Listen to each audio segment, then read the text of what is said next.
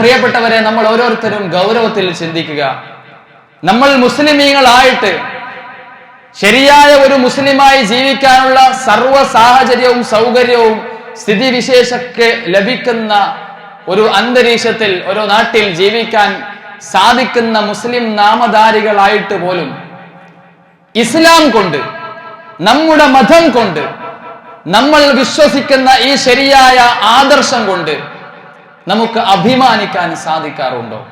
ഞാനൊരു മുസ്ലിമാണ്, അതുകൊണ്ട് എനിക്ക് എല്ലാത്തിനും കൃത്യമായ ഒരു നിലപാടുണ്ട് എന്ന് തിരിച്ചറിഞ്ഞുകൊണ്ട് താനൊരു മുസ്ലിമാണ് എന്ന ആ ഒരു അള്ളാഹുവിൽ നിന്ന് ലഭിക്കുന്ന ഏറ്റവും വലിയ സമ്മാനത്തെ, സൗഭാഗ്യത്തെ വലിയ അഭിമാനമായി കൊണ്ടു നടക്കാൻ ഏതു പ്രതികൂല സാഹചര്യവും അനുകൂല സാഹചര്യവും ഒക്കെ മാറി മാറി കടന്നു വരുമ്പോഴെല്ലാം നാട്ടിലും വീട്ടിലും കുടുംബത്തിലുമെല്ലാം ഏതർത്ഥത്തിലുള്ള പ്രശ്നങ്ങളും സംഘർഷങ്ങളും പരീക്ഷണങ്ങളും ദുരിതങ്ങളും എന്തൊക്കെ സംഭവിച്ചാലും ഞാനൊരു മുസ്ലിമാണ്, എനിക്ക് ഈ കാര്യത്തിലെല്ലാം കൃത്യമായ ഒരു കാഴ്ചപ്പാടുണ്ട്, നിലപാടുണ്ട് എന്ന് ബോധ്യപ്പെട്ടുകൊണ്ട് ആ രീതിയിൽ കെട്ടുറപ്പുള്ള ഒരു അഭിമാനബോധമുള്ള ഇസ്സത്തുള്ള മുസ്ലിമായി ജീവിക്കാൻ നമ്മിൽ എത്ര ആളുകൾക്ക് സാധിക്കുന്നുണ്ട് എന്നത് വളരെ ഗൗരവത്തിൽ നമ്മൾ ആലോചിക്കേണ്ടുന്ന ഒരു ചോദ്യമാണ്.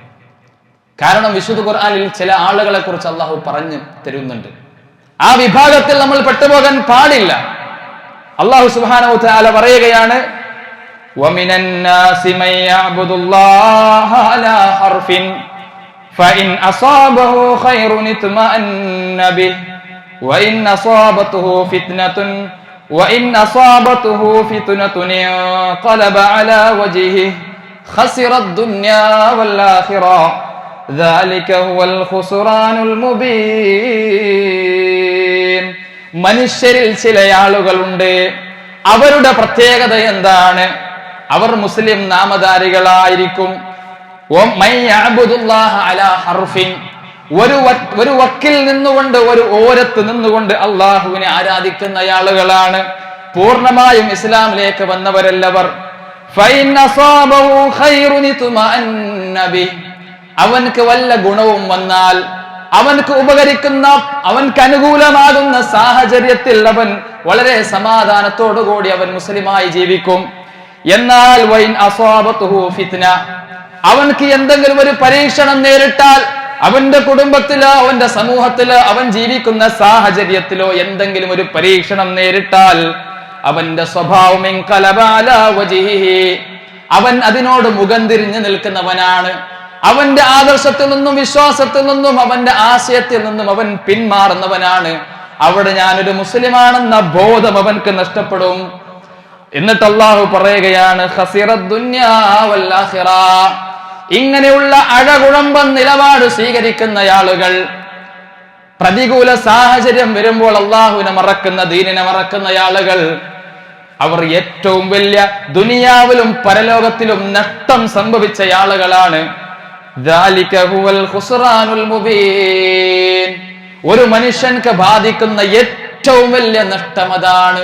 ദുനിയാവും പരലോകവും അവൻക്ക് നഷ്ടമാണ് എന്ന് വിശുദ്ധ ഖുർആൻ പറയുകയാണ്. തനിക്ക് അനുകൂല സാഹചര്യം വരുമ്പോൾ മാത്രം ദീനിനെ കെട്ടിപ്പിടിക്കും. ചെറിയ പ്രശ്നം വരുമ്പോ അവിടെ തന്റെ ദീൻ ഉൾക്കൊണ്ടുകൊണ്ട് ഇസ്സത്തോടുകൂടി ആ പരീക്ഷണങ്ങളിൽ അതിനെ ചെറുത്തു തോൽപ്പിച്ചുകൊണ്ട് അതിൽ മറികടക്കാൻ സാധിക്കാതെ ആളുകളൊക്കെയും എങ്ങനെയാണ് എന്ന് കരുതി, നാട്ടിലെ സാഹചര്യം എങ്ങനെയാണ് എന്ന് മനസ്സിലാക്കി അവിടെ തന്റെ ഭൗതികപരമായതോ മറ്റോ ചില ആവശ്യങ്ങൾക്കും തന്റെ സുഖങ്ങൾക്കും വേണ്ടി പ്രയാസങ്ങൾ വരുമ്പോൾ, പരീക്ഷണങ്ങൾ വരുമ്പോൾ ദീനിനെ വിട്ടുമാറുന്ന സ്വഭാവമുള്ള ആളുകൾ, അവരെ കുറിച്ച് അള്ളാഹു പറഞ്ഞത് അവർക്ക് ദുനിയാവും നഷ്ടം പരലോകവും നഷ്ടമാണ് എന്നുള്ളതാണ്. പ്രിയപ്പെട്ടവരെ, നമ്മുടെ കൂട്ടത്തിൽ അങ്ങനെ ചില ആളുകളില്ലേ? ബഹുഭൂരിഭാഗം ആളുകളും ഒരു പക്ഷേ അങ്ങനെയായിരിക്കും. അവർക്ക് നല്ല സൗകര്യം സാഹചര്യം വരുമ്പോൾ മാത്രമാണ് പടച്ചവനെ അവർക്ക് ഓർക്കാൻ കഴിയുക. നിസ്കാരത്തിന്റെ കാര്യമെടുത്താൽ അവരുടെ കച്ചവട തിരക്കുകൾക്കിടയിൽ നിസ്കാരം അവർക്ക് ആവശ്യമില്ല. കല്യാണ വീടുകളിൽ പോയാൽ നിസ്കാരം ആവശ്യമില്ല. മറ്റുള്ള തങ്ങളുടെ അങ്ങനെയുള്ള ഭൗതികപരമായ തിരക്കുകൾക്കിടയിൽ റബ്ബിനെ ഓർക്കാനോ ദീന് പഠിക്കാനോ ദീന് കേൾക്കാനോ ദീനിനെ കുറിച്ച് ചർച്ച ചെയ്യാനോ അത്തരം പ്രവർത്തനങ്ങളിൽ ഏർപ്പെടാനോ ഒന്നും അവർക്ക് താല്പര്യമില്ല. പിന്നെയോ എല്ലാ മറ്റുള്ള ഭൗതിക തങ്ങളുടെ കാര്യങ്ങളും തിരക്കുകളും ഒക്കെ അവസാനിച്ച് വളരെ ഫ്രീ ആയി നിൽക്കുന്ന സമയത്ത് മാത്രം, അല്ലെങ്കിൽ ജുമുഅ ഖുതുബകൾ പോലെ, ജുമുഅ ദിവസം പോലെ, വെള്ളിയാഴ്ച പോലെയുള്ള നിർബന്ധിത സാഹചര്യത്തിൽ മാത്രം ദീൻ പഠിക്കാൻ കുത്തിയിരിക്കുന്ന, നിസ്കരിക്കാൻ ബോധം കാണിക്കുന്ന ആളുകളായിട്ട് മാറുന്ന ധാരാളം ആളുകൾ നമുക്കിടയിൽ ഉണ്ട് എന്നുള്ളത് ഒരു സത്യമാണ്.